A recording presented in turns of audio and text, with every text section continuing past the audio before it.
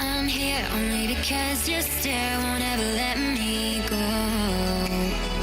I'm here only because I'm aware with you is better than all alone. Oh, oh, oh, say what you're dying to say. No, oh, tonight we're stars but we'll fade away.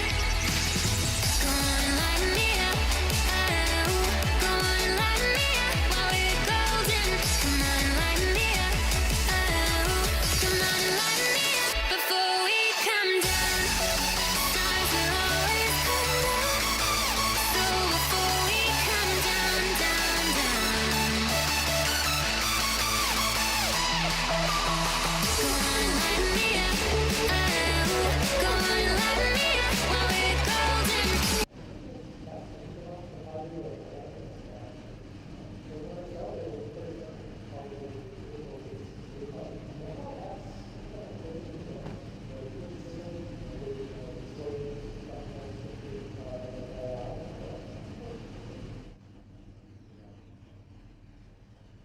Hello everybody and welcome into the World Center of Racing Virtual Daytona International Speedway, the stop of the second to last race before we make it to the playoffs. Thank you all so much for tuning in.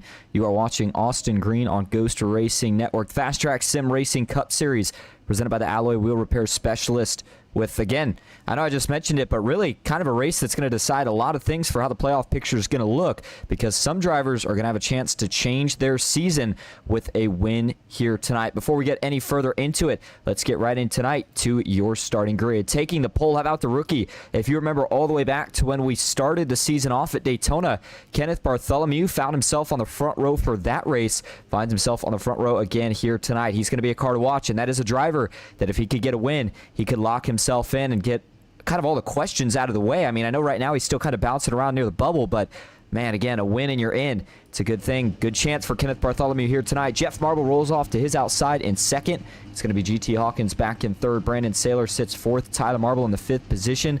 Danny Gutierrez, another past Daytona winner from last season. He knows how to get the job done. We'll see if he can make it happen here tonight.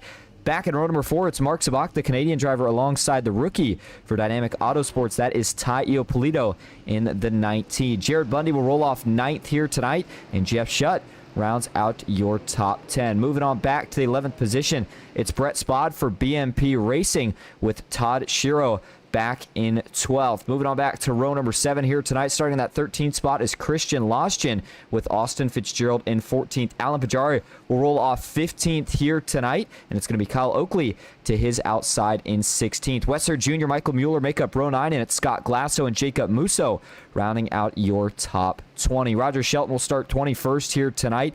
Andrew Russo in 22nd. Cody Matthews, Johnny Mahalchuk make up row number 12. Moving on back to row 13 here tonight, it's going to be Tracy Powers alongside Jeffrey Souza. Thomas O'Hara on the 07 starts back in 27th. Quentin Clark in 28th. Bill Benedict in 29th. And Greg Bartlett rounding out your top 30. Glenn Grigsby rounds out the field tonight as he will roll off in 31st. Taking a look at your race info, it is the BMP Daytona 200 here on the FastTrack Sim Racing Cup Series. 80 laps going to be the distance here at the World Center of Racing. 100% fuel, 4 sets of tires, no fast repairs, which is going to be even more important than usual here tonight because we know how quickly things can get chaotic here at Daytona. Open setups as always, and then 3 green-white checkers for this 2.5-mile super speedway. You see heavy banking in the corners, well over 30 degrees. 84 degrees starting track temp. That might cool off as we continue to have the sunset and the lights come on here at Daytona. 81 degrees outside, 71% humidity, partly cloudy skies, and winds at 8 miles an hour. Again, a lot of drivers still with their season kind of in question on if they're going to make the playoffs or not. Some are on the bubble. Some are not going to make it unless they get a win this week or next week at Darlington. Why wait? Make it happen here. Make history if you can get yourself a win at the World Center of Racing. Here we go. Under the lights. Green flag is in the air at Daytona.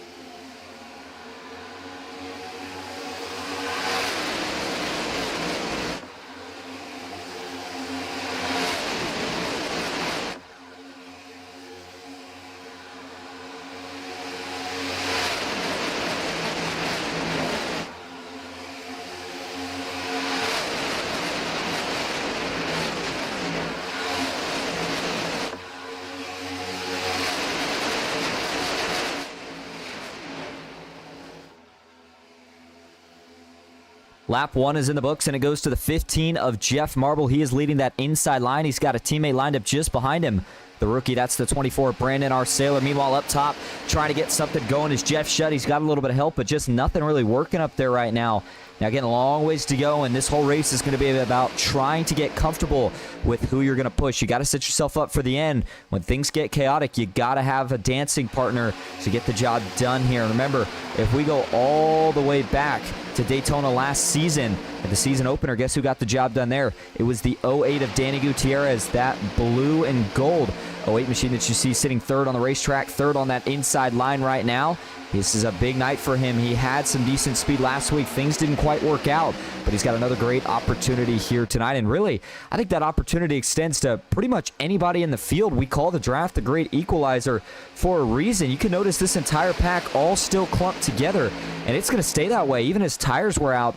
Pack racing is one of the things some drivers love, others don't like it at all.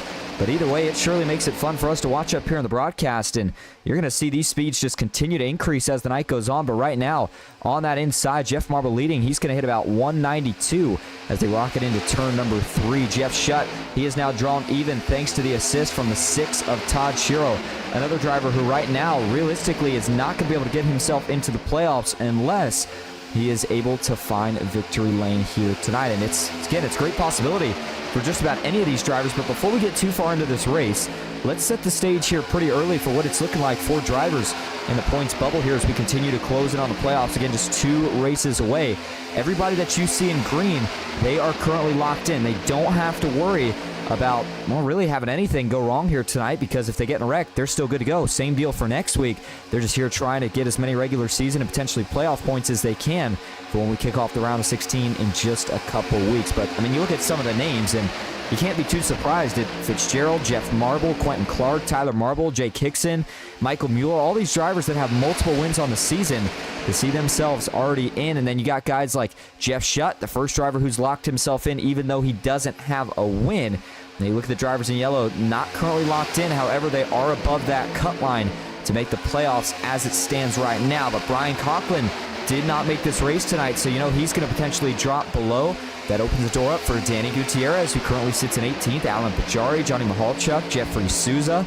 And then we have drivers that aren't even in this list. And those are the drivers that I'm talking about when I say if you can find a way to get to victory lane, you can erase any questions, any doubt, get yourself locked in. Still 2x2 as they rocket down the Daytona Super Stretch. Jeff Shutt out in front. Him and Todd Shore looking like a really good tandem so far. That dark horse Ford Mustang is going to push the Chevy Camaro of Jeff Shutt out in front. He will take the lead for the first time here tonight as well. Looked like he was going to drop low, but thought better of it. Like the pusher that he had in that 6 car, and quickly jumped right back up to the top of the racetrack. Now, controlling lanes, that's going to be another very important thing here that you have to make sure you do here tonight. Maybe not so much right now. You can see nobody's necessarily pushing too aggressive, but later on when the runs start charging up, guys are starting to make moves. That's where you got to maybe start thinking about throwing a block here and there, and overall just trying to kind of manage the momentum of each lane. You don't want one line getting too big of a run and be able to pull away from everybody else. Danny Gutierrez has shuffled back a couple spots with the surge from that outside. Here comes Austin Fitzgerald. Now he's already made up 9 positions from where he started this race at. He's all the way back to what this season looked like and out of the start, and who got the job done at Daytona International Speedway to kick off the season. Well, it was one of the Dynamic Autosports drivers. Maybe not the one that you were thinking, but it was Jake Hickson.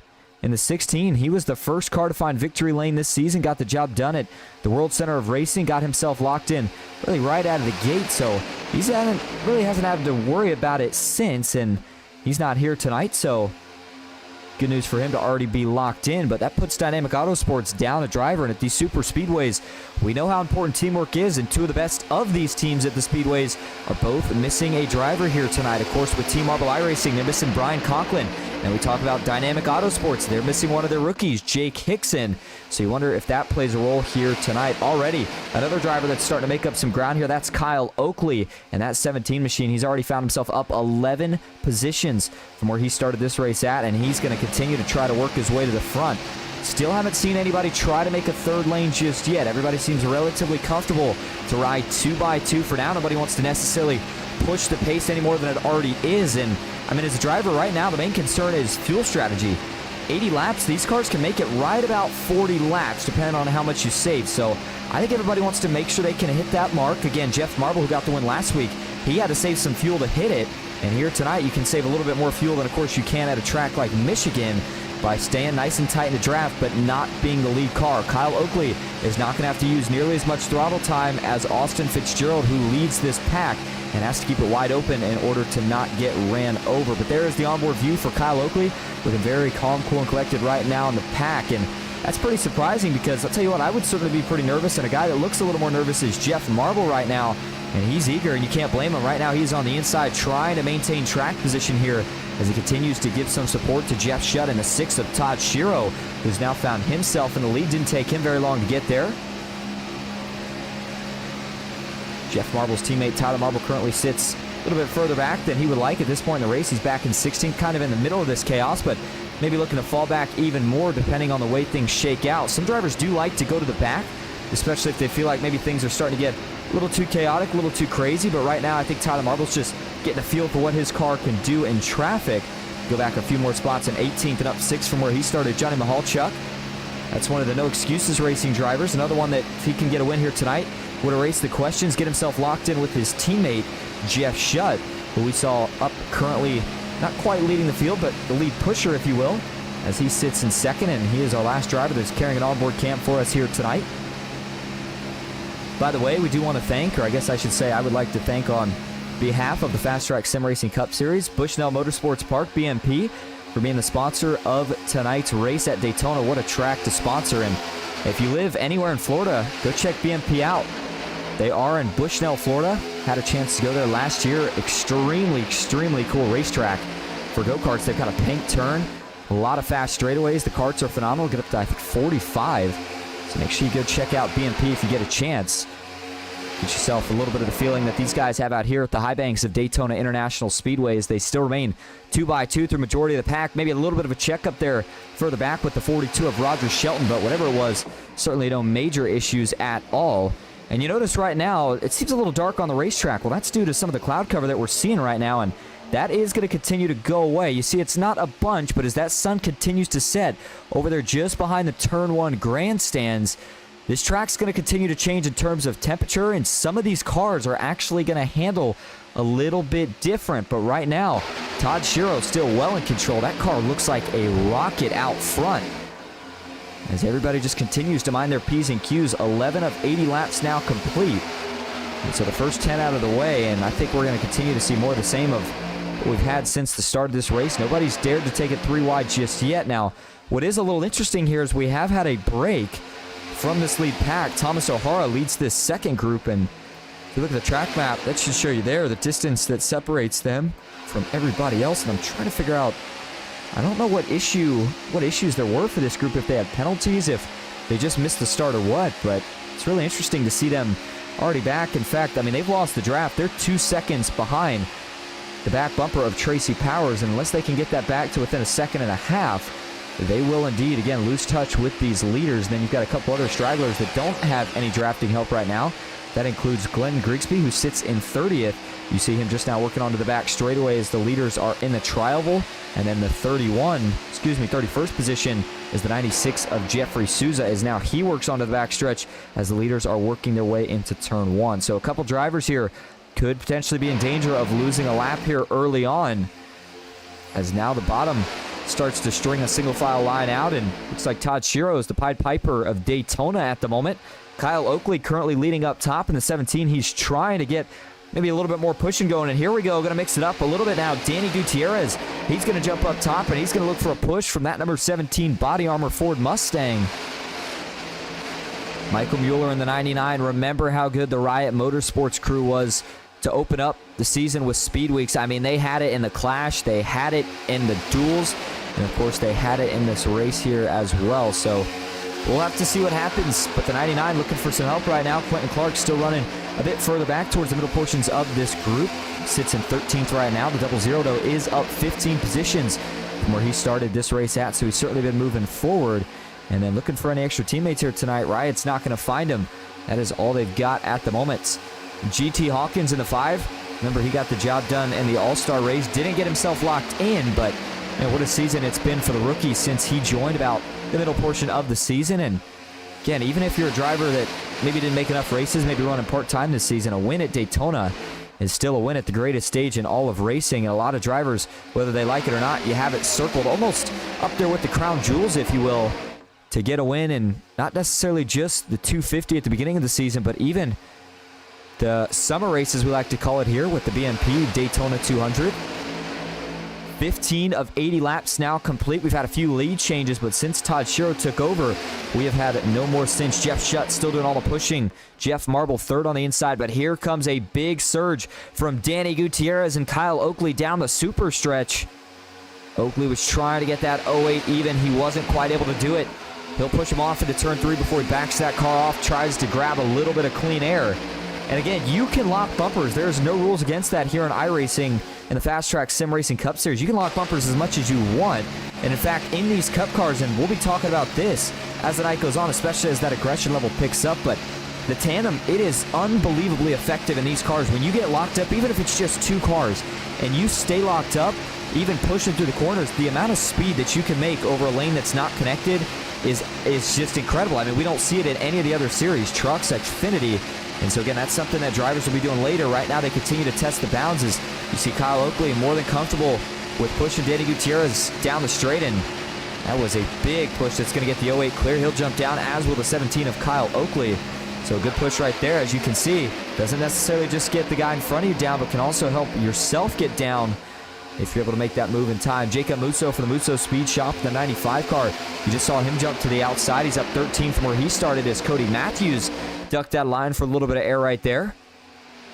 And in the 95's case, Jacob Musso, again, with no teammates here tonight, he's going to have to try to make some friends here before we get to the latter portions of this race, and hope that that'll help with it. But Michael Mueller, some damage on the front end of that race car as you see him now jump out to lead.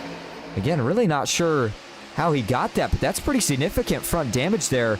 Almost looks like he hit a light pole the way the front end's kind of caved in on that Toyota Camry. Doesn't seem like it's affecting him too bad right now. I mean, he was able to push right up alongside Kyle Oakley and now alongside your leader, Danny Gutierrez. But you wonder how long can that car be out front before maybe it starts to fade a little bit.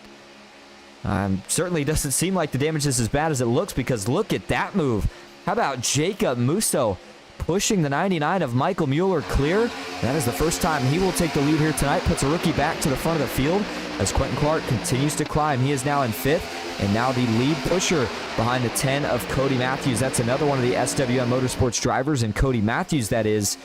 And they're all getting ready to go by the 64 of Glenn Grigsby. That will be to put him at least a lap down, if not 2. Yeah, there's the first one. Jeffrey Souza, you saw he already did lose a lap.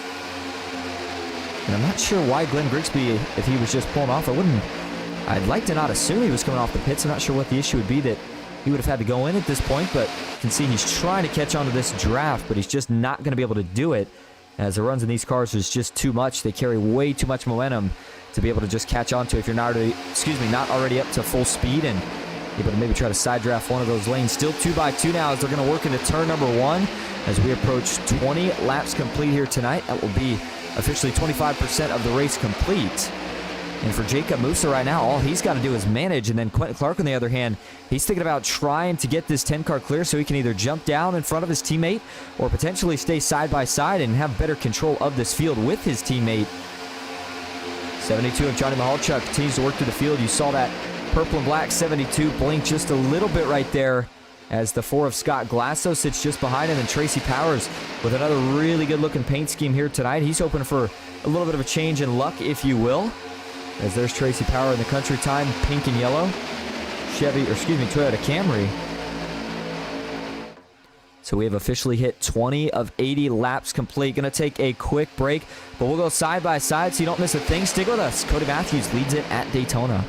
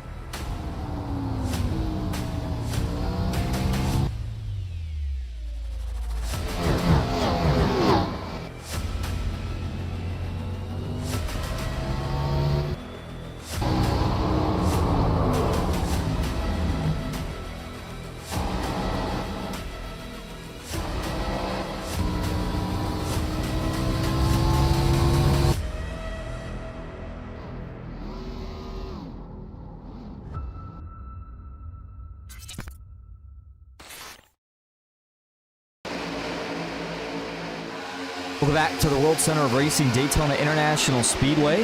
Host of tonight's action, the BMP 200, the BMP Daytona 200 rather, here for the FastTrack Sim Racing Cup Series. Again, second to last race of the regular season, and as the playoffs are approaching quickly, we talked about it at the tip of the broadcast, and if you missed it, I'll say it again. A lot of drivers with a big opportunity to completely change their season with a win here tonight. While we were on break, Quentin Clark was able to take the lead. The 4 of Scott Glasso second. And how about this? Brett Spod, the BMP racing driver, could he win his own sponsored race? He's still looking for his teammate, Ryan Haynes, here tonight. And unfortunately for Brett, doesn't look like he's got him. Ryan Haynes did not make the race here tonight, so Brett Spod, the one-man show for BMP here tonight, going to see if he can find a way to get that 35 Chevy Camaro into victory lane. This is going to be one of those drivers, too, that is in a scenario that we talked about where he does have to win to get in at this rate. It's been a rough streak through the middle portions to latter portions of the season here for Brett Spod, but man, oh man, it could all change here tonight as he's got himself in a good running spot, sitting third on the outside, and things are starting to kind of single file out slowly but surely. I don't think this is an indication of a pit stop yet because they're on the top of the racetrack. Again, we don't expect that first pit stop till probably right around lap 40. What I do think this is, though, is that everybody's kind of had the chance to ride around for enough to feel what their car does in the draft, kind of how it handles.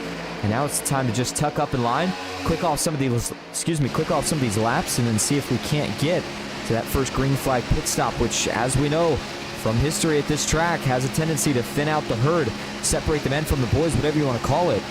That first pit stop is the hardest one, and it's the only one here tonight. So if you're pitting with the group, you got to be careful that you don't get hit. And at the same time, got to make sure you're careful yourself. Don't make a mistake, and definitely don't get a penalty, because if we somehow don't get a caution, and don't get me wrong, I know it's very likely at a track here like Daytona, but don't discount it. We went green the entirety of the race last week.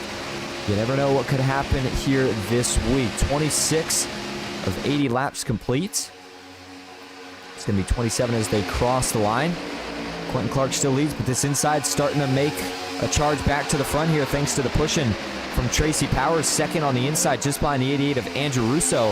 Here comes Musso and GT Hawkins just behind them as well. And it's kind of interesting. It almost seems like with these cars, when you see one lane really fade back, it means they're going to get that much bigger of a run once they start to get some speed. Now, another thing that, this kind of varies on the different, I guess you want to say, aggression levels of racing, but, one of the things that I have the chance to cover a lot here in broadcasting is the money racing side of things, and those guys will only race super speedway.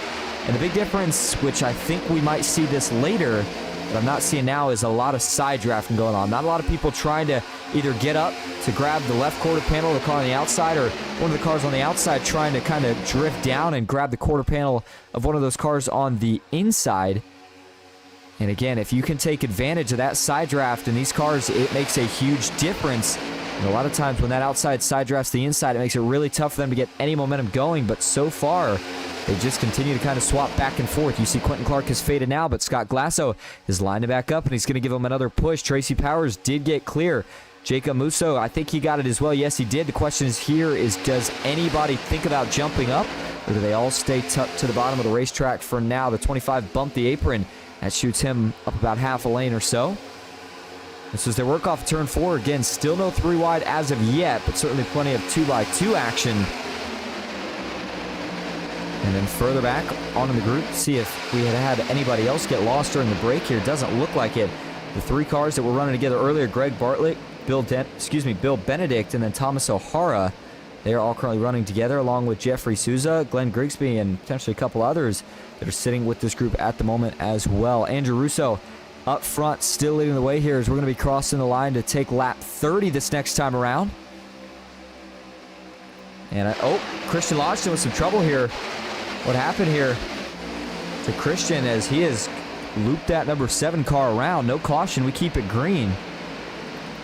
Let's see, was there some help here for Christian Lodgson, or does he just get loose all on his own here? No, I think there's going to probably be some help. There's the 6 in at the back, and they get 3 wide. No issue there. Oh, no, it's Johnny Mahalchuk that actually gets into him. Right here, watch this from a different angle. Watch Johnny Mahalchuk here as they work off at turn number 2.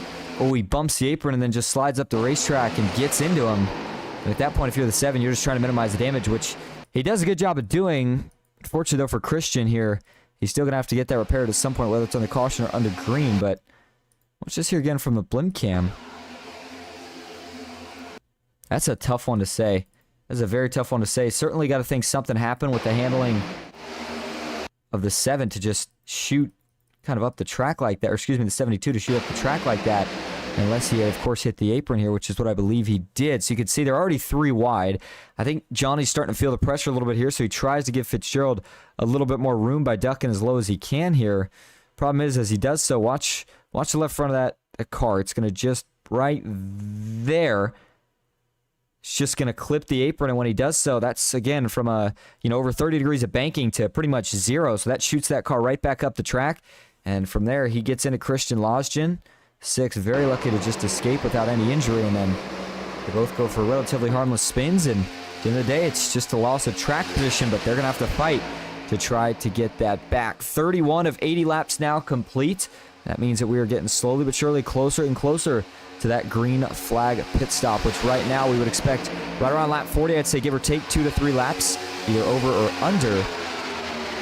But Quentin Clark, really, really good out front right now. That car looks stable. Scott Glass, I've been watching him, has been able to do a ton of pushing right now because Russo is just so smooth at the moment. Excuse me, Quentin Clark. Russo's smooth on the bottom, though. But I wanted to go up here to Quentin Clark because this was the duo, if you will, that's been really working the best so far here tonight. And there's all the pushing. You can see that front grill plate. That is the opening. That's where the race car gets air. And that's why sometimes when they do a lot of prolonged pushing, the car has a tendency to get hot. That's when you got to back it down, make sure you save your engine. You don't want to blow it up unless it's on the last lap and you're going for it. And we have still got a long ways to go in this 200-mile event. Andrew Russo still leading the inside, Quentin Clark on the outside, Tracy Powers and Scott Glasso row 2, Jacob Musso and Brett Spott in row 3. And you've got GT Hawkins and Michael Mueller rounding out row number 5. As it stands right now, though, still continue to have a couple drivers slowly but surely fading off the pack here. And this is the second group here that's actually been formed by Roger Shelton, and it's got a couple of really good pushers in it. I see Jeff Marble, Brandon Saylor, Tai Iopolito. I think that's Cody Matthews back there as well. Yes, it is Austin Fitzgerald. So this is another scenario of where maybe not 100% sure how they lost the pack, but either way, they are actually making it back up as it's down to about 2.2 tenths of a second. Excuse me, 2.3 seconds. I didn't mean to misread that. 34 of 80 laps now complete as we go back up front. And they are still 2x2. Nobody at all tonight has dared to take it 3 wide. For the most part, I guess I should say. There's been a couple, maybe split second 3 wides that have turned quickly into just bailing out.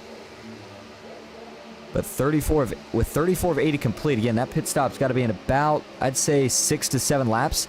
Depending on how far you can go, maybe a little bit longer, maybe 6 to 8, 6 to 9 laps, somewhere in there. And so I like what Quentin Clark just did. Just jump down to the bottom of the racetrack here. No point in, nobody's really racing that hard, right? So if that's the scenario, no point in worrying about accidentally getting your car totaled here when you can just jump down, play it safe, maintain at least decent track position, if nothing else. And still 2x2, checking on the lap traffic. I heard them when they went by the last time, but I think we might be hearing them some more here shortly because they are catching up to the next lap car. It's going to be a victim here tonight, and that's in 29th, Christian Losgen. After that last incident, I believe he got enough damage to where he felt like he needed to bring it in, and so he's back out, and he's trying to get up to full pace here, but he's struggling.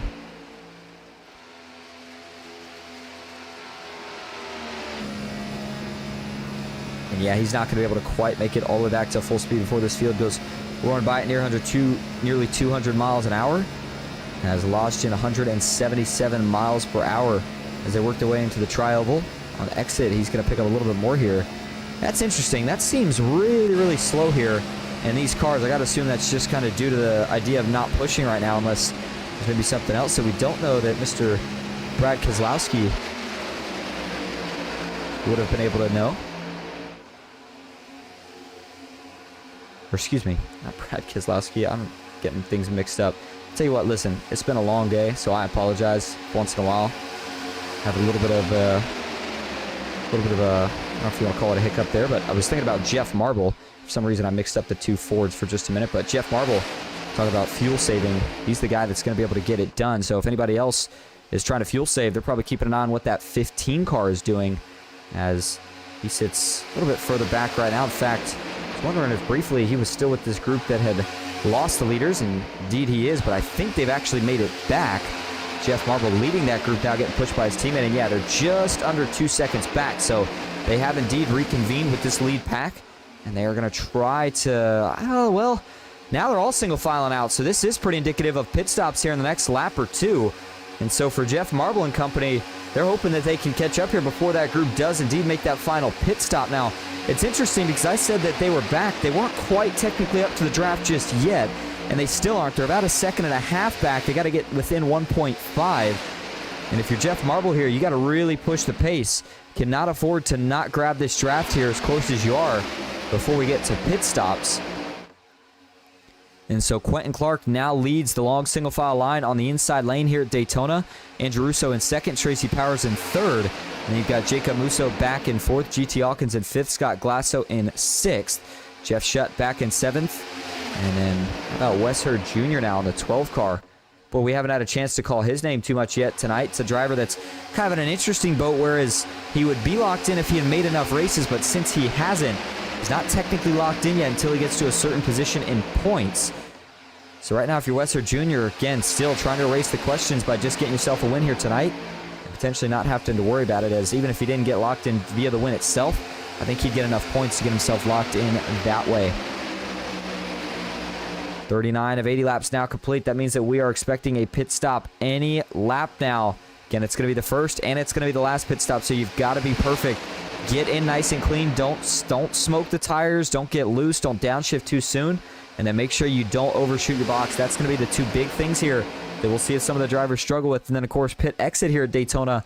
A little bit different than the last super speedway we were at, which was Daytona, where, again, you got to remember just below the apron, they have it banked as well, versus here at Daytona, once you go below that apron, it's all flat. That's where these guys could run into some trouble. Quentin Clark off turn 4. Does he pull any of them down this time? No, he doesn't. He'll stay out yet another lap here, and this will now make it 40 of 80 laps complete. So that means that we are officially at the halfway point in this race. So with just 41 laps to go, Quentin Clark still continues to lead. I'm surprised we have not seen a pit stop yet from anybody. I thought for sure we'd maybe see some that time, and I got to think, if nothing else, surely we're going to see some of them this time around. As we look at our drone camera there, as the cars will rocket into turn number 3, giving you the best views that iRacing can, at least with what we got here. But looks like now it's starting to get spun around. So as we go back to our normal TV cameras, let's find out this time. Does he try to bring anybody down? As they work off turn 4, does anybody drop below the double yellow line? No, they don't. Everybody's still content to continue staying out right now.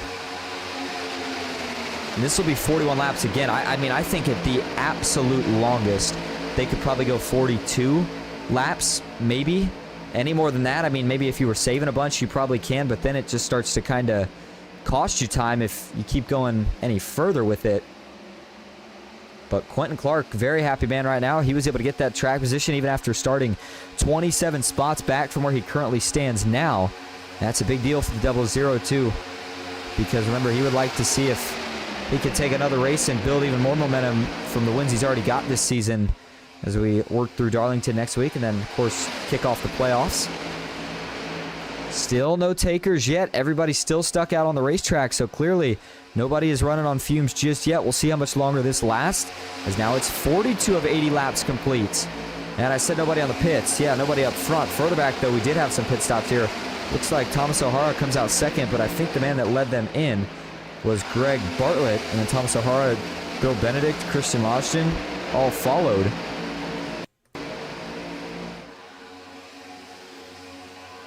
So they're going to try to remerge with everybody else here and try to get back up to speed. Problem is they don't have any help but themselves, so they need to all try to get together here pretty quick, especially knowing that the leaders are getting ready to make that final pit stop right here. Here we go.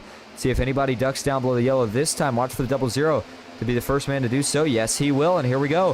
Going to see our first round of pit stops, and it's going to draw a really big crowd. Can they all get down to speed safely here? Yes, they do.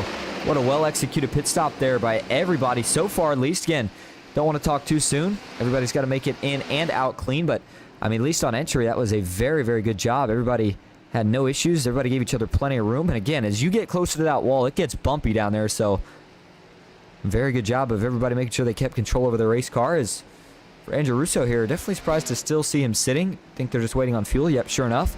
And so now he'll make his way out of the pits, followed by Tracy Powers in the 25. And then you've got the 0-0 there of Quentin Clark. We'll see what he can do. And still waiting on a couple guys to pit before we officially have completed the cycle here. And a couple more of them are going to peel off this time. Looks like Danny Gutierrez, Brett Spod, Tyler Marble, Jeff Marble, and Brandon Saylor. So the odd man's out there, if you will. The odd men out, if you will, is going to be that 08 and then the 35, as they don't have any teammates up here right now, as Team Marble iRacing just coordinated a stop with their other 2 teammates, or I guess I should say their 3 teammates in total. And so looks like Danny gets into his box clean, as does Tyler, as does Brandon Saylor, and Jeff Marble. So with all these guys hitting a pretty flawless pit stop here, we'll have to see what happens when they all make their way out and how everything kind of remerges up here. For Kyle Oakley, you see right now, he's leading this pack, and he's just now roaring out of turn 4. You compare that to what we were just looking at, and it's just not even really that close right now. So this is going to take some time, as we still see the leaders making some pit stops here.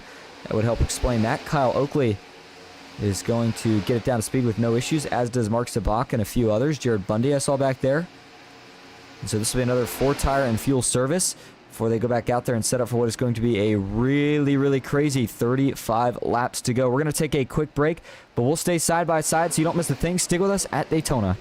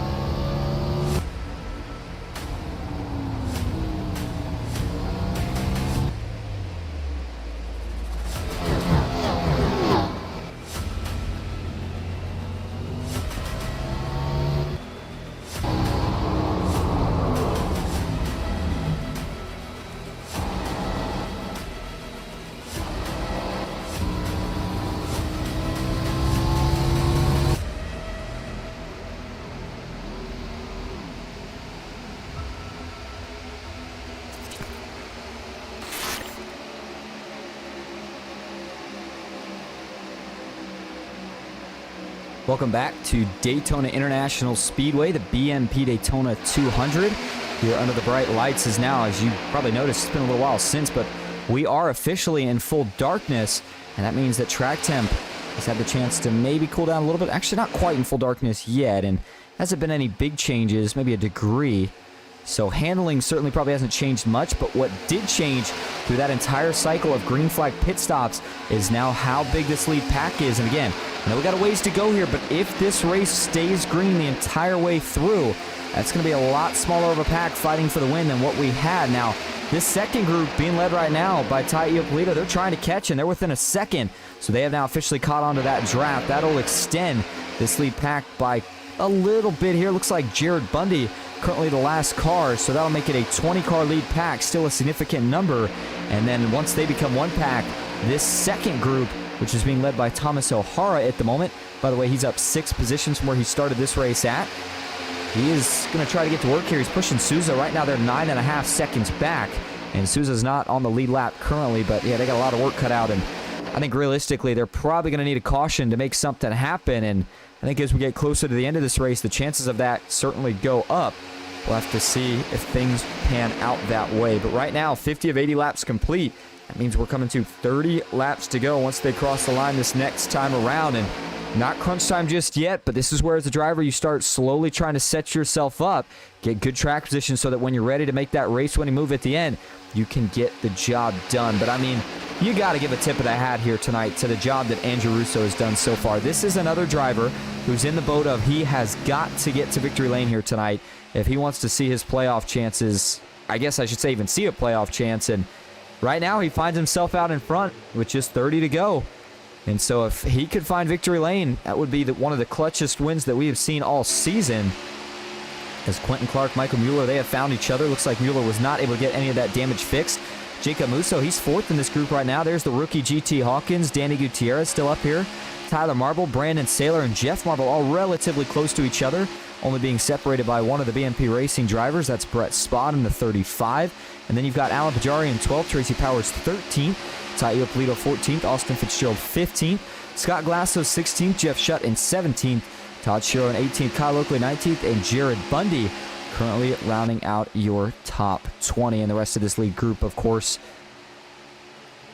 All right, so now we're starting to see a second lane get developed here. Danny Gutierrez, he's ready to try to make something happen. You saw Tyler Marble, Brandon Saylor, they jumped up there as well.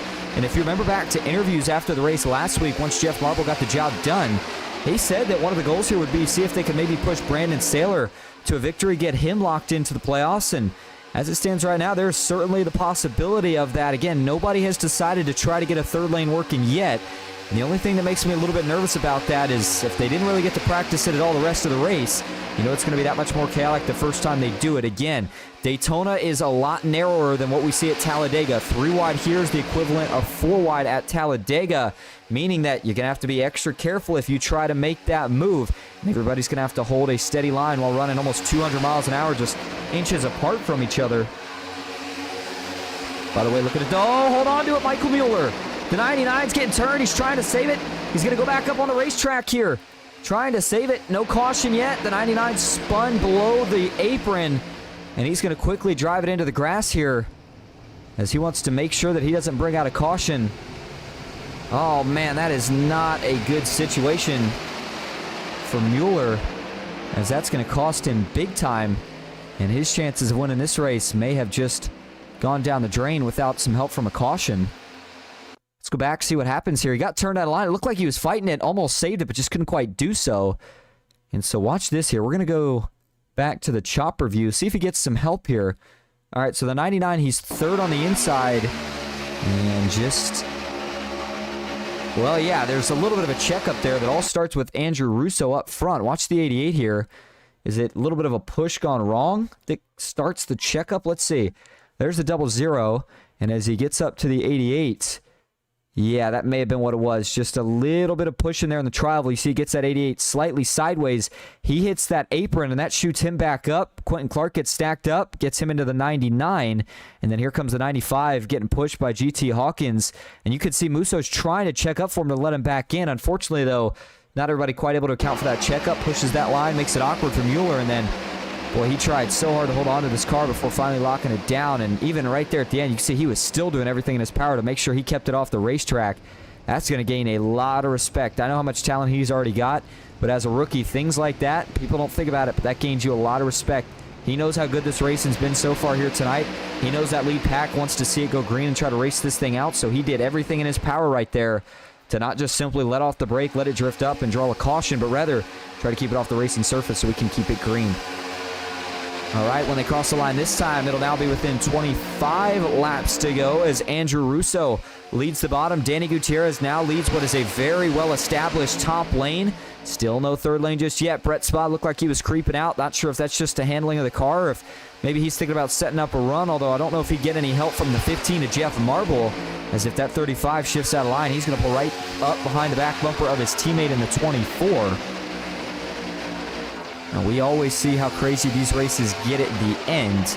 Now, by the way, if you're just tuning in, of course, we appreciate you being here. I do want to give everybody a brief update of what the schedule is going to look like here. Again, we only have one race remaining in the regular season after tonight, and that is Darlington for, of course, what would in real life be the Southern 500, but here will be a no-bull race, so I believe it'll be the Capital Auto Southern 250 or something along those lines, maybe the Darlington 250. Either way, the playoffs get kicked off with Atlanta Motor Speedway on September 9th, and followed by Watkins Glen, which will be the first road course of the playoffs, and then Bristol. That'll be another one of the no-bull races, and that'll be a night race, 250 laps at the fastest half mile in all of stock car racing. Looking forward to that one. And then Kansas kicks off the round of 12, and oh, hold your horses here. Caution is out. We've got trouble further back. Oh my goodness, what has happened here? Roger Shelton with damage. Mark Zabak looks like he's getting back rolling. I think Cody Matthews, yep, sure enough, that's the car that lost the front bumper. And oh man, it seemed like a race that was going to go green all the way till we got close to the end, but just not quite going to happen. I'll tell you what though, in terms of consecutive laps, let's see, because we were at Michigan last week, we ran 100, so that's almost 175 laps. And remember, both of these tracks are over 2 miles in distance of straight green flag racing, so that's a phenomenal run that these guys have been on the last couple weeks, but it does draw to an end here with 24 laps to go. All right, let's go back and take a look here at where everything went wrong. Cody Matthews is pushing Mark Zabak, and I should note that this is actually not the lead group right here. This is a second group that was trying to catch the leaders here.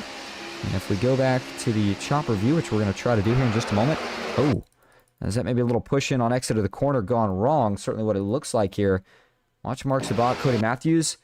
Yeah, I mean, Cody's just trying to push the 9 here, but watch there, right there. He starts to get a little bit too offset to the left. You just can't do that in these cars. Once the bumpers get stuck together, if you're offset left, you just kind of turning a guy down. And again, nothing intentional by any regards there, but unfortunately, that's what got the 9 down the track and into Shelton, and then wrecks on from there. And I'm not really sure exactly what causes Matthews to lose his bumper. Didn't seem like that first hit was anything too big, but you saw that front bumper just floats right off of the race car after that initial contact. Here's another view of it. See how he's offset to the left? And just that little bit. And honestly, I mean, if Roger Shelton's not there, I think Mark Zabak maybe saves it, but when you're 2x2 like that, not really much room for error. And it's not a huge hit for Roger Shelton. Well, actually, it's not too big of a hit for the 42 if he didn't get suspension damage from it, but for Mark Zabak and Cody Matthews, both front ends of those race cars bumping around, and Cody Matthews' case, it actually flew off. So he's going to have to go in for some repairs, see if he's able to make it back out. But I got to think any chance of the 10 and the 42 winning this race is going to come to a close with that accident right there. Give you another look at it here from the pit lane. And boy, lucky that that didn't take out a couple more as it kind of happened towards the back of the pack. I think that's what kind of saved it there. And you know, for Mark Zabak, and I've been in this position as a driver before, there's just nothing you can do. You're trying to steer out of it, but the car just, it's getting hooked. It almost like lifts the back tires up off the ground. And the other problem here is, you know, the push being offset is the main reason that causes it, but it's also right as they're coming off the banking where these cars unload from all the G's that are getting pushed down on the car as they're going through the corner. And when they start to unload, that's when they become more unstable. And just, again, nothing intentional by anybody, just wrong place, wrong time for the pushing in that case, and brings out your first caution. But that's kind of what we expected to see, right? We knew that things were going to have to pick up.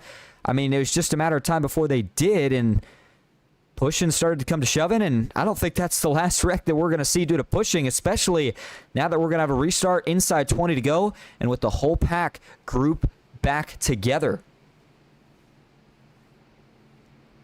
All right, so as we go back live, Danny Gutierrez currently being scored as your leader. Boy, you know he would love to win this one. Andrew Russo currently sits in second. He's up 20 positions from where he started this race at. Tyler Marble back in third, Quentin Clark in fourth, and then Brandon Saylor currently rounding out your top five. Tracy Powers back in sixth in the pink and yellow. Country Time, Toyota Camry, as I've mixed him up a couple times here tonight, at least manufacturer-wise. And then Brett Spod back in the 7th position. Jacob Musso in 8th, Jeff Marble 9th, and GT Hawkins currently rounding out your top 10. So it'll be a 20-lap to go restart.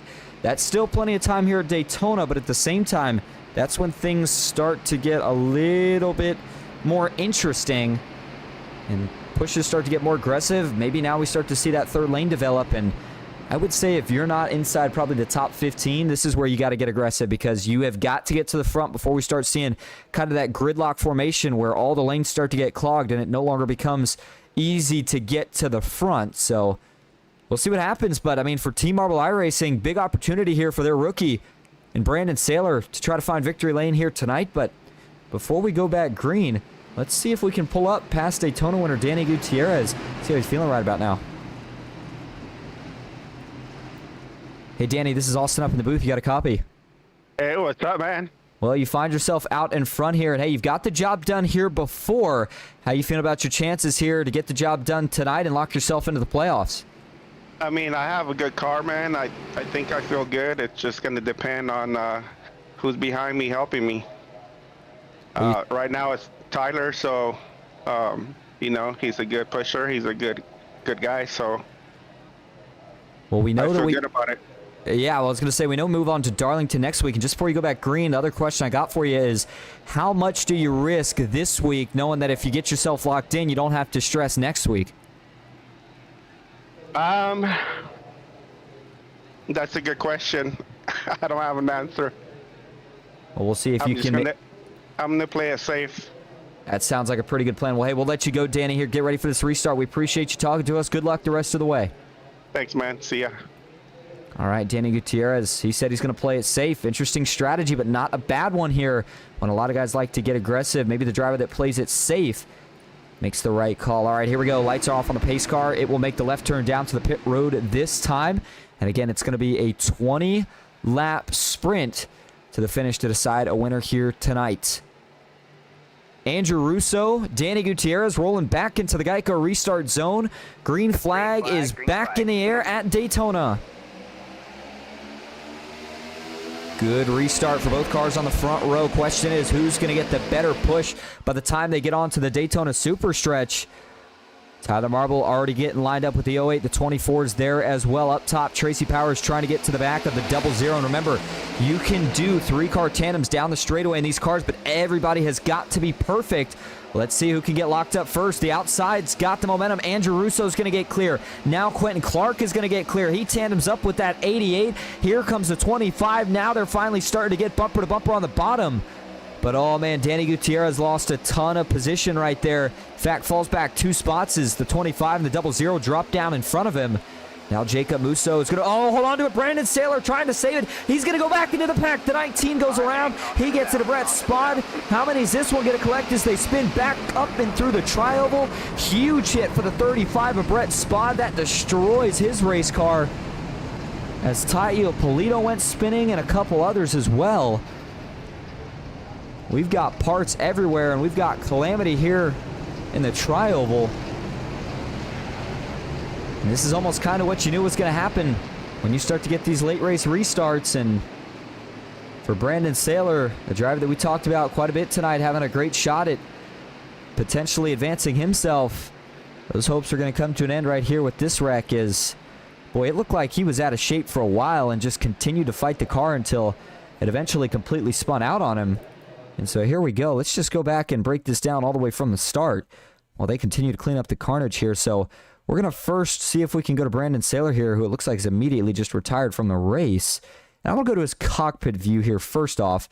Actually, no, I take that back. We're going to go to the chopper first to see how it starts. And then this is one where, does he, no way. I don't think he just gets loose by himself. There's got to be some contact here.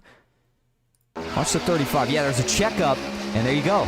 35 gets him just a little bit offset, and then just makes a couple too many steering corrections there, and that's what made that wreck a whole lot worse. As you see a little bit of contact there. Oh, that was a big hit from Michael Mueller onto the front hood, and then there's Johnny Mahalchek, as he's got quite a bit of damage as well, and that's 72. Glenn Grigsby and multiple others.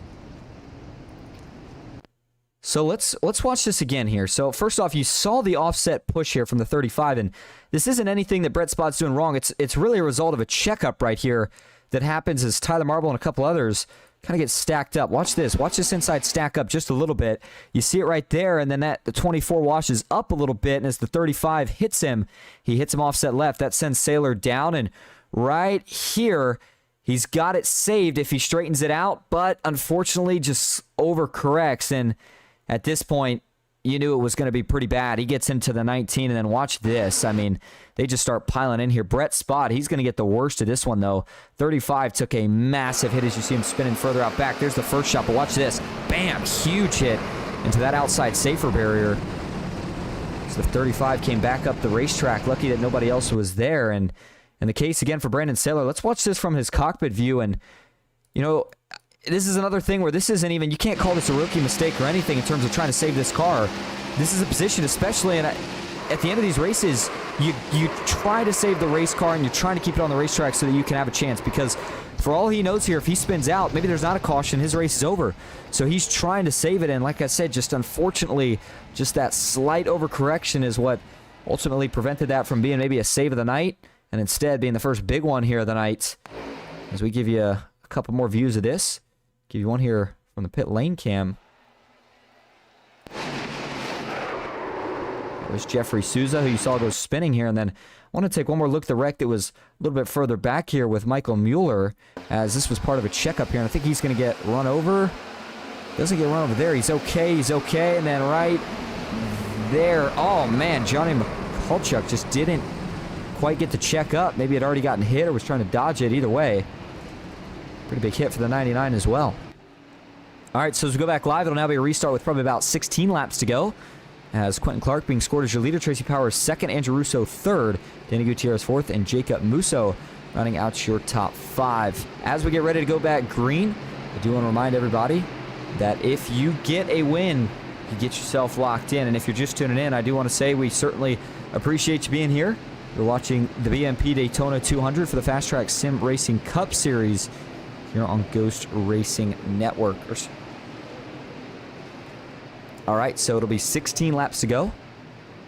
Question is here, what can Andrew Russo do? He has been one of the drivers who has kind of shared a couple categories, but one of them being most laps led here of the night, as the 88 has led quite a few. Don't know if he's necessarily led the most, but he's certainly been up towards the front for just about the entirety of this race. Jacob Musso third on the inside, and then Danny Gutierrez, who said he's playing it safe. He's now going to be lined up as the lead pusher on the outside. So you wonder if maybe does he push the issue here as much as he could, or does he maybe try to take it a little bit easy for now? And so at this point, I don't think anybody's going to be making another pit stop unless it's for damage. You know that they all should be good to go on fuel, especially with these cautions and regulation, helping them to not only make it to the finish without question, but also make it to a couple overtimes if we were to need them. And then, I mean, tires, they might be pretty worn, but you can't give up track position at this track this late in a race. You know that there's probably going to be a couple more wrecks. Try to take advantage if you're in the back, gain some track position through there. But if you're up front here, you're trying to stay there the rest of the way, and still no third lane. No third lane has had a chance, really, I guess I should say, to develop yet, but certainly wouldn't be shocked if we see one here about the next 10 laps or so start to get formed up. How about Kenneth Bartholomew? Started on the pole, said that tonight would be a good chance for him, and the speed he had earlier on in the season with the opener at Daytona. Well, here he is, sitting inside the top 15. Down 13 from where he started, but still well inside a position to work his way to the front. All right, pace car pulls off. Field back in the hands of Quentin Clark and Tracy Powers. Here we go. Green flag is back in the air. 16 laps to go at Daytona. Good restart from the 00. He's going to inch out to a bit of a lead. By the time they get down to turn 1, though, the 25 will have drawn back even thanks to the push from Danny Gutierrez. And you can see the 88 backed off. The 08 did not. This is really going to help that top line surge once they work their way out of the super stretch. Danny Gutierrez is still locked on. The bottom has not even got connected yet. And look at the run up top from Tracy Powers and Danny Gutierrez. And they're going to get clear out of camera view. Tyler Marble gets clear. Scott Glasso's going to get clear. Looks like the 4 chooses to stay up as the 08 and the 48 are going to drop down. And by the way, I believe Danny Gutierrez is working with Team Marble iRacing here tonight. Watch Scott Glasso and that outside line. They start to get stacked up as he's trying to get lined up with the 25 of Tracy Powers. 15 laps to go this time as they cross the stripe. Tyler Marble now well in good position. I think he's going to try to sit here until we get to that white flag, and from there we'll see if he decides to push the 08 or if he decides to make a move. Quentin Clark says, I don't think so. He's going to jump up as he looks for a little bit of a side draft on the 48. Now he'll work all the way to the top of the racetrack. Tracy Powers giving a big push. What is Clark going to do? Oh, it's going to get to 00. Hooked into the wall. He's able to save it. Man, that was a big block by Danny Gutierrez. And for a guy who said he was going to play it safe, boy, that was not a very safe block to be making it. This time they're going to wreck out back. The 90 goes around, back up into the wall. Wesser Jr.'s in it. Big hit. And that's the big one, part 2 at Daytona. 5 or more. Oh, my goodness. They are still wrecking back here as the 77 of Greg Bartlett has heavy damage. The 9 of Mark Sabox in this one. There's the 90 of Benedict. O'Hara. Glasso went around. Pajari's got damage. And it's the trend here. You know what's going to happen. It's late. And now we're starting to tear them up for what was a strong 31 cars most of the night. We might be under 20 after this one. As you can see, Pajari with the right wheel there shaking. He might just retire this car, as that's not going to be damage he's going to be able to fix here with the remainder of this race. Yep, so he's going to immediately just go ahead and tow. And unfortunately, that's going to be a night ender for the 34. All right, well, we got to go back here because there might have been a couple things that led to this. First thing being the huge block that we saw up top by Danny Gutierrez. Watch this from the onboard view of Quentin Clark here. He's charging up. He's going to have a massive run. Let's go a little bit further ahead on this. All right, so see if we can back this up. All right, watch this here. And actually here, I'm not sure what this is showing here unless... I know we just had the yellow here. Let's see something here. Yeah, there we go. So we'll go back here and try this a little bit of a different way. All right, so here we go. Let's go back to where this all starts. As Quentin Clark company, he got blocked big time here on the backstretch. I mean, I'm surprised this wasn't a wreck in of itself. You saw the 00 go into the wall from it, but okay, that was it. So he's got a huge run. Gutierrez is going to try to cover, and you know what? In fairness to Danny, that actually was not a bad block. He certainly got there in time, and he took the push. It was just such a big push that it got the 00 sideways, so can't really fault Danny Gutierrez really at all for that one. But then further back was where the trouble started. Let's see if we can go locate exactly where it all gets started at. Watch it from... We'll go to the TV3 cam first off as this starts in the turn. Let's see exactly where we're at here. You see the 04 up top, and then right there, ooh, Bill Benedict. Yikes, that was a situation where he either was going to have to push or go 4 wide, and Daytona's not a track where 4 wide really works, and looked like, at least from that view, that he just tried to split it here, and I think that's exactly what he tried to do. Tried to split the 3, tried to make it 4 wide, and there just wasn't enough room for both cars. They make some slight contact, turns Jared Bundy down into Westherd Jr. The 90 gets in it, and then watches the 3 of Jared Bundy here. He's trying everything in his power to save it, but he's just not going to be able to do so. That turns Westherd Jr. up into Scott Glass. So that was a massive impact for those two, and then you can see the carnage happening out back here as Alan Pajari took a big hit. That car got up into the air, and then Bill Benedict, as he spun around back down the racetrack, got into Kenneth Bartholomew. Let's look at this from a couple more angles here. First one from TV1. I want to go back here to Westherd Jr. as talked about. He took a big hit in this. He almost escaped it. Him and Jared Bundy almost saved it off of each other. Unfortunately, just not quite able to do it. And I'll tell you what, Scott Glasswood certainly cushioned that hit. That may have been a lot worse for Westherd Jr. had Scott Glasswood not been there, but still rips off the front of that race car as they all slide in out back. There's the 7 of Christian Lostgen, who's been in a few of them here tonight. And take one more look at this here. Actually, I guess we'll take 2 more looks at it here. First one from TV1. And there's the initial contact, and then as the 90 slides back up, just nowhere to go. Todd Shiro, who had speed early, he gets involved. And I mean, it collects probably about 5 to 7 of them with major damage. And a couple more that were able to scatter to miss it. Jeffrey Souza, you saw he was actually able to just sneak by. And I wanted to see if anybody else actually made it through this one. Again, this collected a ton of drivers here. You see Cody Matthews, he was hoping the seas were going to part. Just, unfortunately, they didn't do it. There's a couple dove low right there. Oh, man, Kyle Oakley at the end. He gets a little bit of damage, as does Thomas O'Hara. So as we go back live, this will thin the field out even more and now put us in a restart with, looks like what's going to be 11 laps to go. And so Danny Gutierrez, who currently leads the way. Tyler Marble, his teammate for tonight, we'll call it, on the outside. And then you've got Andrew Russo, Jacob Musso in row 2. And then Quentin Clark alongside the rookie. Well, I guess 2 rookies, I should say. GT Hawkins on the outside. And I'll tell you what, we have got, not only for Riot Motorsports, but the amount of rookies this season that if I didn't have it on the scoring tower, you'd almost forget they're rookies. I mean, the speed, the talent, the race wins that we have seen from the rookie class so far this season has just been absolutely incredible, and would not be shocked to see it happen again here tonight. Speaking of that scoring tower, take a look at it there on the left of your screen. Notice how many cars are either out of this race or multiple laps down now after that last incident. In fact, I think we're down to 24 currently being scored on the racetrack. Yep, sure enough, on the lead lap, I should say. And so that's down about 7 cars from what we started. That's why the field looks a little bit smaller, and that doesn't account for some of the cars that are still in this group, but with heavy damage, such as Thomas O'Hara, Glenn Grigsby, and a couple others. And so this really is starting to come down to a battle of who's got the cleanest cars and who's got the track position. And again, it's going to be 11 laps to go, so I don't know if I'd say they're necessarily done wrecking just yet. And we saw what, you know, I still want to call it a block by Danny Gutierrez, but after looking at replay, that certainly was not the most aggressive block that we're going to see here for the remainder of this race. So get your seatbelts fastened. Here we go. Pace car going to make the left turn down to the pits. And that will put the field in the hands of Danny Gutierrez this time. And Tyler Marble back into the Geico restart zone they go. 11 laps to decide who is going to lock themselves into the playoffs. Green flag is back in the air at Daytona. Great restart from Gutierrez. He can thank the assist, if you will, to the 88 of Andrew Russo, who gave him a shot right as they got going. And we'll see if Russo's able to respond a little bit better this time. He didn't push in the corner on the last restart. Looks like he's not going to do it again here either. Jacob Musso, is he able to get locked up before the 88 is?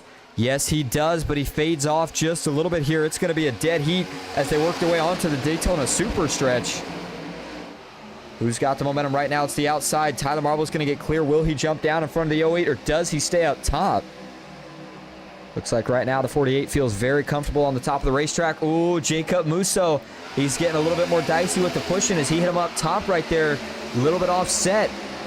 But they keep it together as the 95 is still charging this 48 ahead. The 08 and the 88 have gotten locked together, but still have yet to make any progress back to the front.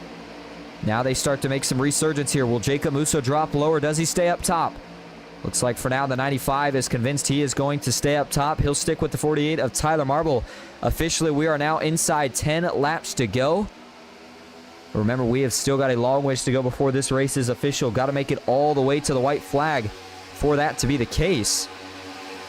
And I'm looking back here at some of these cars that are still with the lead pack. And Bill Benedict, I mean, look at the front of this race car. I cannot believe that he is hanging with the leaders with no front bumper cover and a crinkled hood. I mean, that's incredible to me, but it looks like he's driving a modified, but nonetheless, it's working out as he continues to stick in this lead pack. Still 2x2. Nobody's made a third lane happen just yet. 9 laps to go. Who's going to be the first one to jump out of line? Still 2x2 up front. Tyler Marble on the outside. Danny Gutierrez on the inside. He'll get clear. Question now, does the 08 jump up in front of this 48, or does he stay down in front of the 88? And if you're Andrew Russo and you get clear, what do you do? Do you try to make a move, or are you comfortable being the lead pusher right now? And these cars, we've seen it in some of the big races, the Coke races, the Podium 500, any major super speedway race. What a lot of guys like to do in this car, and what you can do, is stay as the lead pusher until you get to that last lap. Make sure you have some temps, and then try to push your guy out way ahead of the rest of the pack and make that move coming off of turn 4. Assuming that you can make it there unscathed. How about Quentin Clark? He got clear and he said, I'm going to the top. The 00 now will get a push from the 48. Russo, he's going to do the same. Now that'll leave Danny Gutierrez on the bottom. He awaits help from Tracy Powers.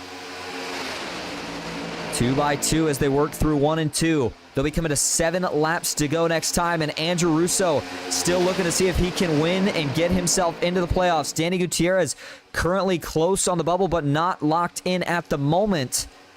And boy, he wants to find a way. Tracy Powers is another driver who get locked in, and boy, look at that. Almost a synchronized move from the 00 and the 48 as they're going to leave the 88 out to dry. And that'll cost Russo a few positions. I was wondering if they were going to do kind of an up and down move right there. Yes, I should say down and up, where they drop down, and Tyler Marble right now still pushing the 00. Quentin Clark, I think, is trying to do some mirror driving right now. He's going to see if he needs to cover anything here that the 48 tries to do, but doesn't look like Tyler Marble's going to make a move down into turn 1, and here comes the 88. This time he's getting a push from the 95.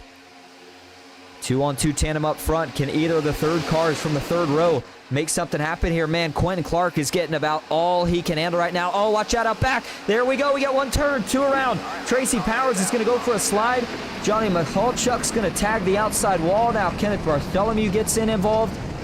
The 10 of Cody Matthews. He goes through the grass. And now we're going to head to, I don't think it's quite going to be overtime, but it is certainly going to be a late race restart, as it looks like it'll probably be either 2 or 3 laps to go for this next green flag. And again, another wreck where you could almost kind of sense it coming. Just the aggression level was getting more and more, and this was towards the middle portions of the pack, so I can't say I'd be too surprised if it was something that kind of was sparked via a checkup here. So let's see if we go back to the chopper view first. Watch on this bottom lane here.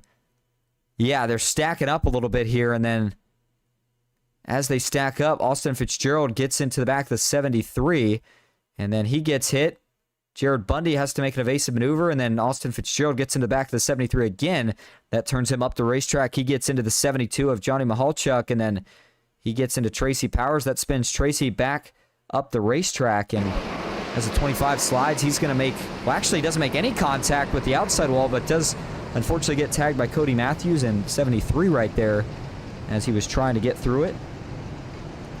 Give you another view of this here from the cockpit view and just how crazy this wreck was. And this is the onboard view with Cody Matthews as he sees him wrecking, and he's trying to check up, kind of wait to see where it goes, but realizes he's going to have to go low, and as he does, unfortunately, that's where the 25 ends up. And it's kind of been that kind of night for Cody Matthews. Just another tough break, but at the end of the day, really nothing he could do right there. Take a look at it here from a couple more angles, as thought right there if the 72 would have been able to squeeze through a gap, we may not have had a caution and kept it green, but just wasn't able to, unfortunately, and it's going to send us into, I think, a 2-lap shootout, which is the equivalent of a natural green-white checkered. We'll get into that in just a moment. Couple bumper covers going flying there through the infield.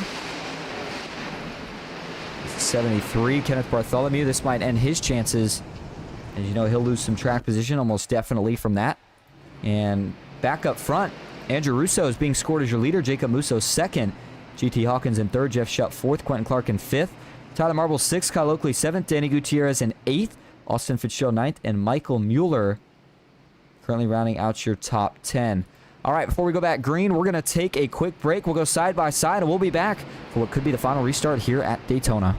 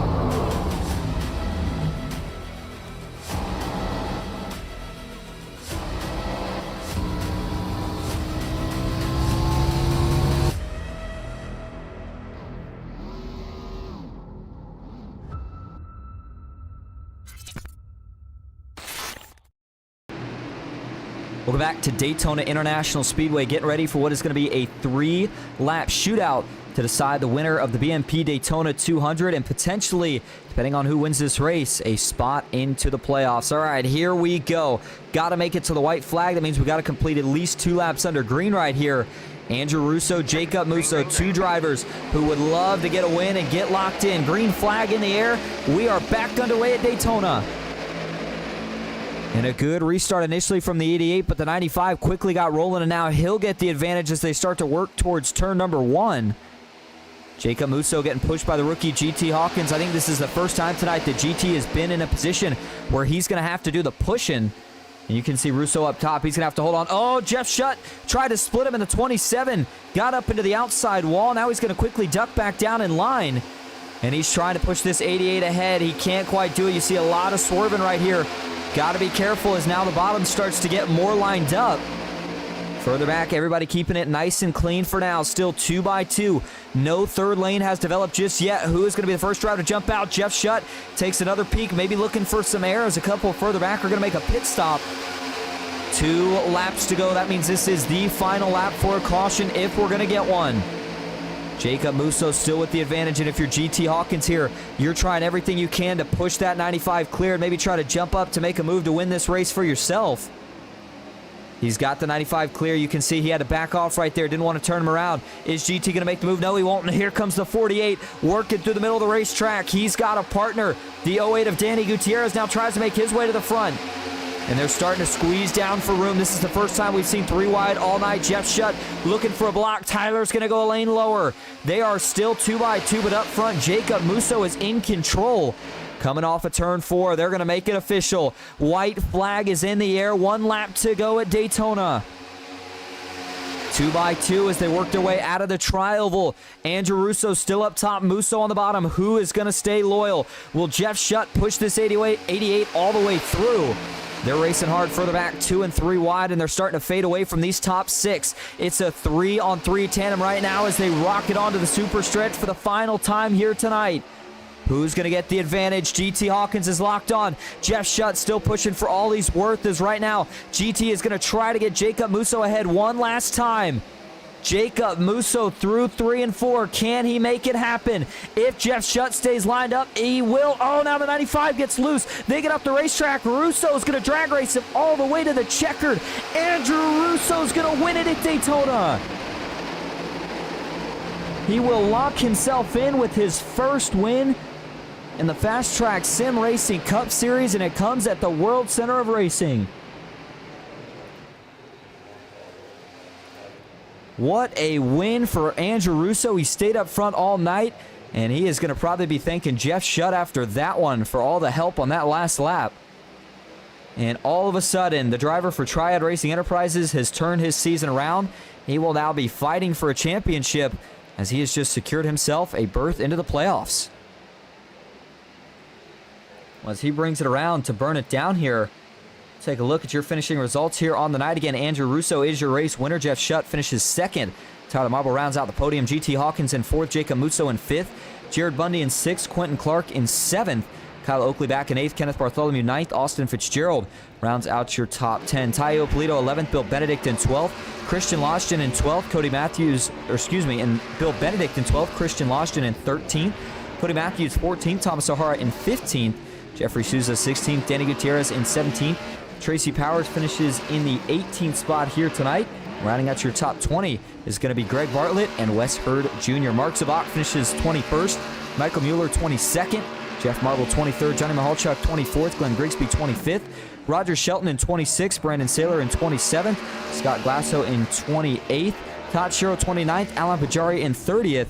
And Brett Spod rounds out the field tonight. He finishes in 31st. All right, we're going to go get your top 3 in here for interviews in just a moment. But before that, we've got to go back and take a look at this checkered flag because, I mean, this all broke loose. I thought Musso had it coming off of 4, and then all of a sudden, he didn't. So let's see where everything goes wrong here for the 95 and the 5, who look like the better tandem here on the bottom of the racetrack. Jeff Shutt up top, pushing 88. Gets a little offset there, but he gets back behind him. And now, look, the 5 just swipes the 95 enough to get him a little bit loose.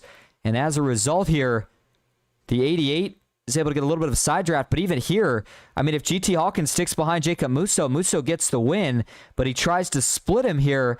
And as he does so, that gives the 88 all he needs. He's still got some aero support from out back. And then, fortunately here for Jacob Musso, he's going to get hooked, it looks like, coming to the finish line as Jared Bundy tried to go low and kind of pushes him across that start-finish line. But man, for Andrew Russo, what a great feeling. That is going to be one excited driver. We get a chance to interview him here in just a moment. All right, we're going to go get your top 3. Stick with us. We'll be right back to World Center of Racing.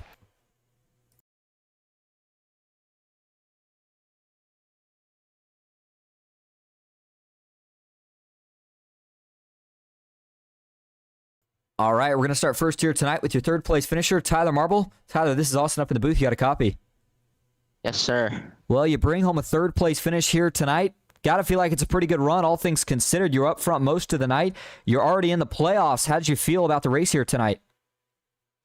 I mean, it's just typical Daytona. Once the first caution comes out, all freaking hell breaks loose. So I was glad I was able to survive. Unfortunately, some of my teammates didn't. But yeah, Daytona.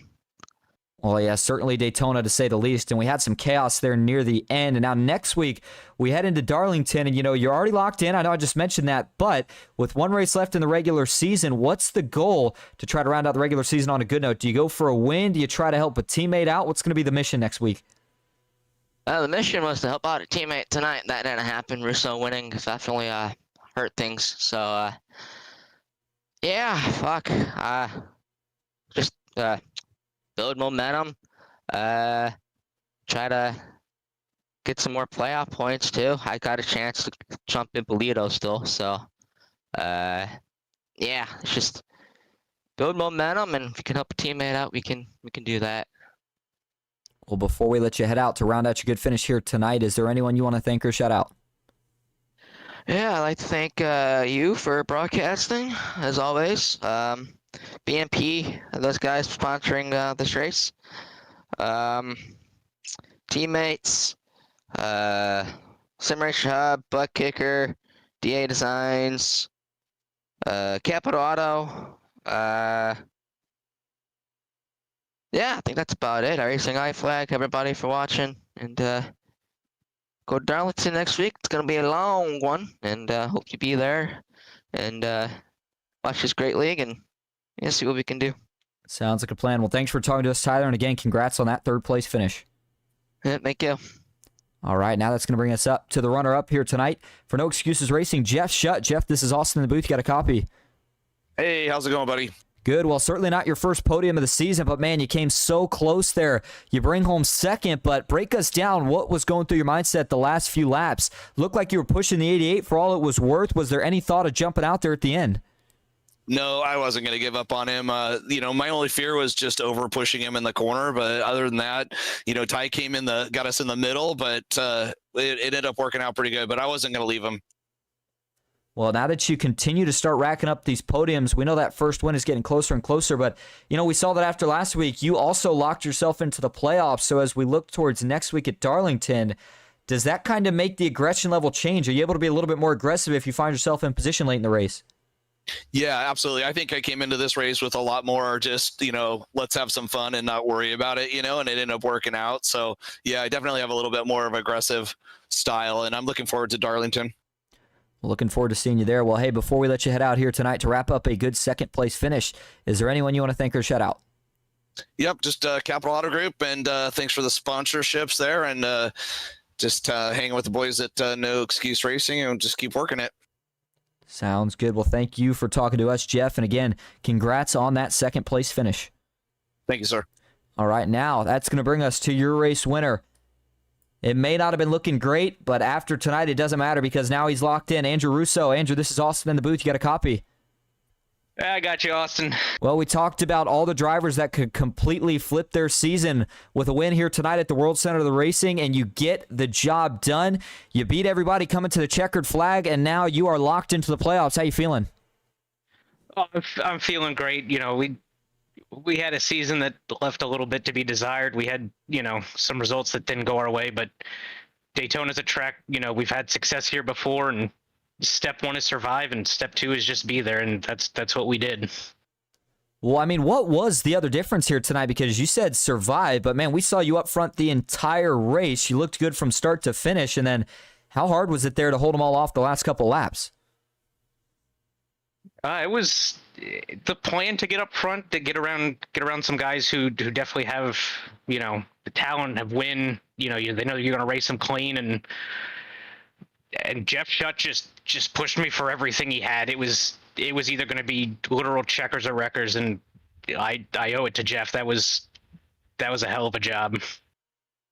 Certainly was, and getting that win was a heck of a job too, because now you got yourself locked in. You can go into Darlington next week with no pressure. So before we let you head out here tonight, is there anyone you'd like to thank or shout out? Oh yeah, I gotta thank the sponsors, Sousa Media, Stid Analyzer, all the boys at Triad, Jeff Sousa, Thomas Sohara, Bill Benedict. All those guys do a lot of work making sure we're fast and ready to go here. So hell of a job, team effort, and we'll carry it into the playoffs for him. Sounds good. Well, congrats on that first win, Andrew Russo, first of many, and congrats on getting yourself locked into the playoffs. We'll see you next week at Darlington. Thank you. Have a good one. All right, well, that's going to wrap up our coverage here tonight. Man, what a race it was. Daytona never disappoints, and what a win it was for Andrew Russo, who officially locks himself in to the FastTrack Sim Racing Cup Series playoffs. Next week, we head to Darlington for the regular season championship race. And again, nothing necessarily special about the race itself. Of course, the fact that if a driver who's not locked in wins, they can lock themselves in. But for Andrew Russo, it's going to be a race of just having some fun now that he has got himself locked in. Well, thank you all so much for tuning in here tonight. As always, I hope you enjoyed. That's it for me, Austin Green, here on Ghost Racing Network. And until next time, have a good night.